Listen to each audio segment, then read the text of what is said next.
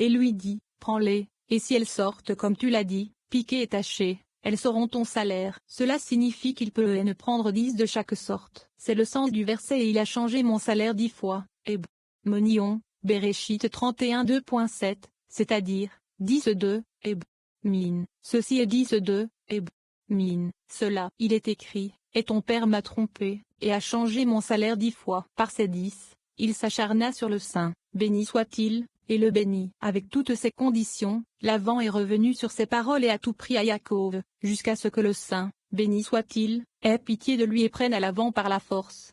31. Les tiges. Dans ce passage, les rabbins discutent de la signification allégorique des tiges, aux branches de peuplier pelées, que Jacob a utilisées pour séparer ses troupeaux de ceux de Laban aux abreuvoirs. Ces tiges représentent le pouvoir de jugement, ou la capacité de faire des distinctions. Rabbi Elazar dit, tous ces versets nous instruisent avec sagesse, même les plus insignifiants. La pertinence de ce passage dans notre existence matérielle, les différences entre le bien et le mal, la vérité et le mensonge, sont souvent floues. Cela rend nos efforts spirituels très difficiles, mais aussi très gratifiants. Le pouvoir de discernement est instillé dans notre conscience, de sorte que nos choix dans la vie nous maintiennent en sécurité sur notre chemin spirituel.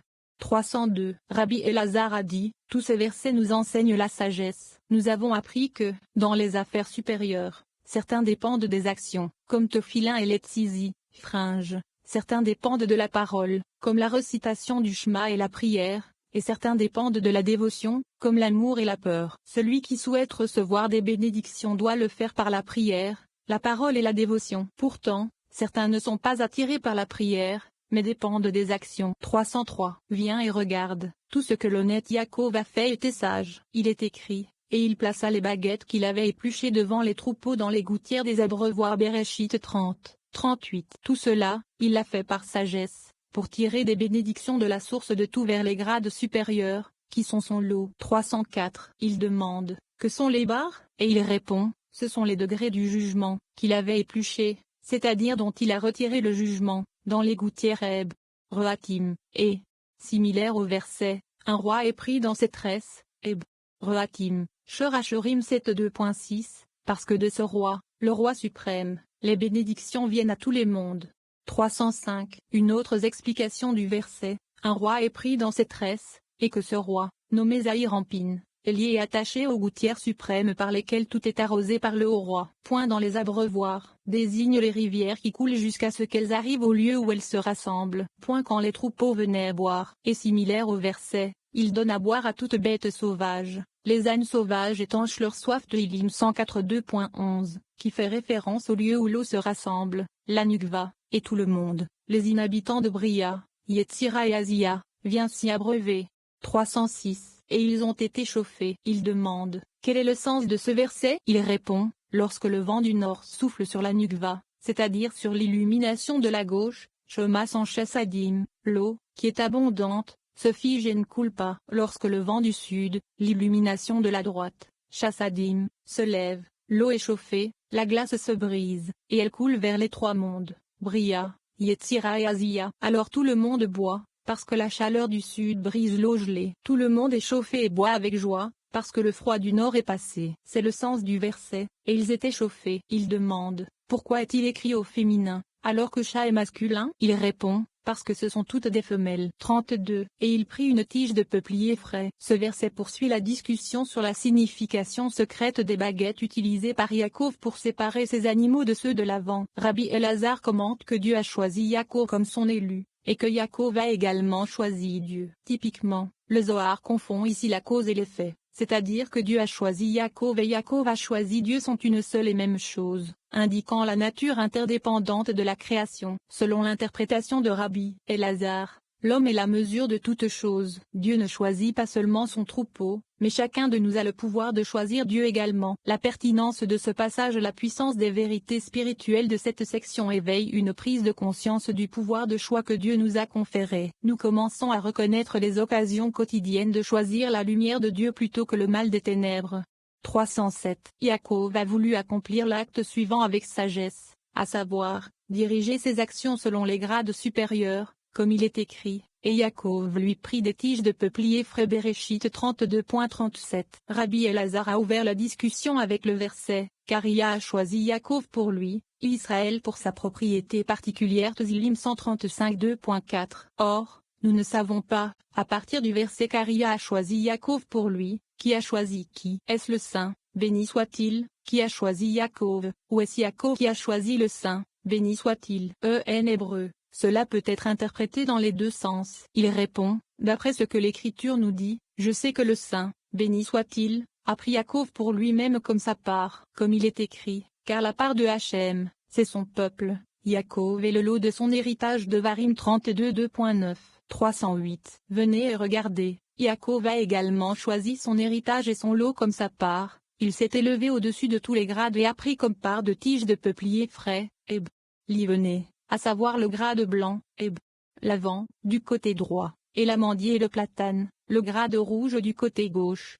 309. Point épelé d'estrie blanche en eux. Il enleva le jugement de l'allemand et de l'arbre de planète qui sont de la gauche, et les relia à la droite. Lui-même, la colonne centrale, s'est placée entre eux et les a réunis de sorte qu'ils sont devenus un avec deux couleurs. Avec tout cela, il a fait apparaître le blanc de telle manière que le blanc a dominé le rouge. Pourquoi a-t-il fait cela? Pour déverser des bénédictions sur sa portion, la colonne centrale, à partir de la source universelle, et pour parfaire ce grade par les trois colonnes, de sorte que les trois colonnes deviennent une seule. 310. Nous avons déjà expliqué le verset, dans les gouttières dans les abreuvoirs. Par cet acte sage, par la perfection des trois colonnes, les bénédictions coulent vers le bas, tous les mondes sont arrosés, et les bénédictions les habitent, comme nous l'avons expliqué en discutant les versets. Le matin il dévorera la proie. Béréchit 49 2.27, et, ensuite le soir il partagera le butin et bidem. Alors tous les mondes d'en bas seront bénis, les trois mondes de Bria, Yetzira, et Azia. Et Yaakov prit sa part des bénédictions qu'il habite en bas, car c'est le lot du Saint, béni soit-il. Citré Torah, secret de la Torah. 311. Et Yaakov lui prit des tiges de peuplier frais. L'intention de cet acte était de tisser les liens de la foi, de tirer trois nœuds, les trois colonnes, sur la nukva, appelée foi. Le son des sons a été amené d'en haut vers le bas, et nos yeux se sont ouverts. Il explique. La roue a tourné quelquefois et le son mélodieux a été entendu. Ceux qui sommeillent et dorment, qui ont le sommeil dans leurs orbites, se réveillent. Ils ne savent pas, ne regardent pas,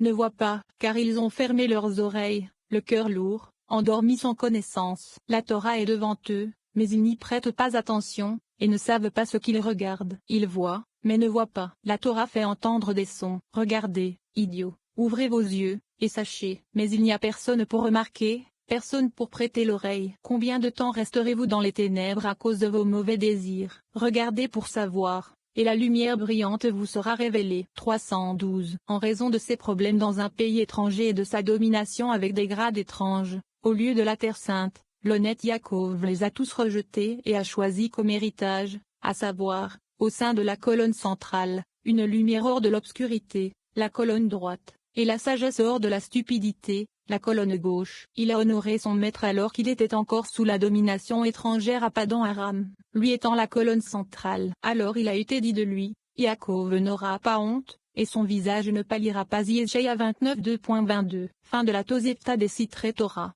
secret de la Torah, Addendum. 313. Le nœud pur s'est élevé dans le lieu le plus intime. Avant qu'il ne trouve un lieu habité, ce lieu n'existait pas, il était perdu pour tous, et la ruine était partout. La ruine fait allusion au mal, Samaël, qui a été créé à partir des impuretés de la force de Yetchak. La mort et sa femelle, le serpent primordial appelé femme de prostitution, à propos duquel il est écrit, ses pieds descendent vers la mort. Michelet 5 2.5. Ces deux-là, la ruine et la mort, ont entendu le commandement fort du roi. 314. Il existe un mystère profondément ancré, non divulgué et non révélé, c'est-à-dire plus caché que toute pensée. De lui est issue la lettre Iud, le point surnaturel à partir duquel tout le reste se développe. Le Iud a dessiné et émis la lettre E, la mer surnaturelle, qui arrose tout. De c'est vient la lettre Vav, le secret des 6 séphirotes, qui unit tous les côtés. C'est les tiges fraîches du peuplier, de l'amandier et du platane. 315. Il contient 2 bras. Les bras sortent et sont inclus dans le dernier rai, pour lier le tabernacle en un seul. Les 13 attributs de la miséricorde ne font alors qu'un, car la valeur numérique de Échad 1 est de 13. Le blanc a été gravé sur les couleurs et prédomine, comme il est écrit, le blanc apparaît. On lit ensuite, Hachem sera un et son nom 1 Zacharie 14 2.9.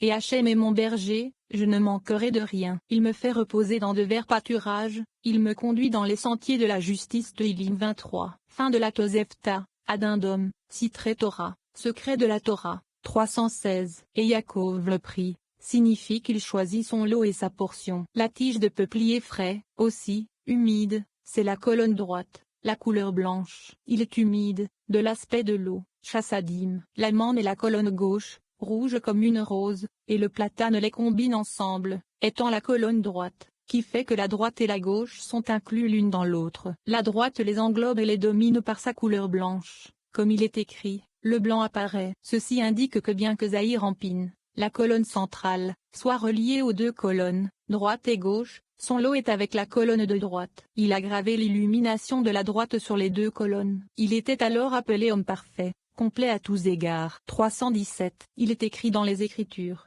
et il arriva que, chaque fois que le bétail le plus fort concevait, Yaakov posait les bâtons. Ce mystère des mystères a été transmis à ceux qui étaient sages de cœur. Au sein des légions des hauts anges, il existe des grades et des grades supérieurs. Certains sont internes et d'autres externes. Les internes sont attachés au Saint-Roi, Zahir Empine, et sont attachés à Israël, les enfants saints du Saint, béni soit-il. Ils sont appelés le bétail plus fort, aussi, attachés, c'est-à-dire les troupes d'anges attachés en haut au côté droit et à la colonne centrale en bas. 318. Lorsque la passion des anges est pour la splendeur céleste d'en haut, le pilier du milieu, le Yaakov perfectionné, prend les baguettes, les parties des tefilins de tête, et les dépose dans les gouttières, lieu et réceptacle des tefilins. De cet endroit, toutes les armées et tous les bataillons suprêmes, qui sont attachés en haut à la colonne droite et en bas à la colonne centrale, à savoir, le chaton le plus fort, reçoivent lumière et resplendissement. De la même manière, une fois qu'ils reçoivent l'illumination des gouttières et des abreuvoirs, ils deviennent des sources et des sources qui se déversent généreusement sur Bria, Yetzira, et Azia. 319. C'est pour cette raison que Yaakov a fait la distinction entre les grades sacrés suprêmes et les autres grades du reste des nations. Comme il est écrit, il mit ses propres troupeaux à part et ne les mit pas avec le bétail de l'avant. Il a séparé le bétail pour lui-même afin que sa part ne soit pas comme celle des autres nations. De la même manière, Yaakov a séparé les catégories de foi ci-dessus. Il sépara le bétail le plus fort, né de la nukva appelé foi, des troupes extérieures tirées à gauche. Il dut également séparer les grades des armées saintes en bas. Les agneaux saints nés du bétail furent séparés des agneaux faibles nés des armées extérieures, pour les attacher au palais de la reine, la nukva.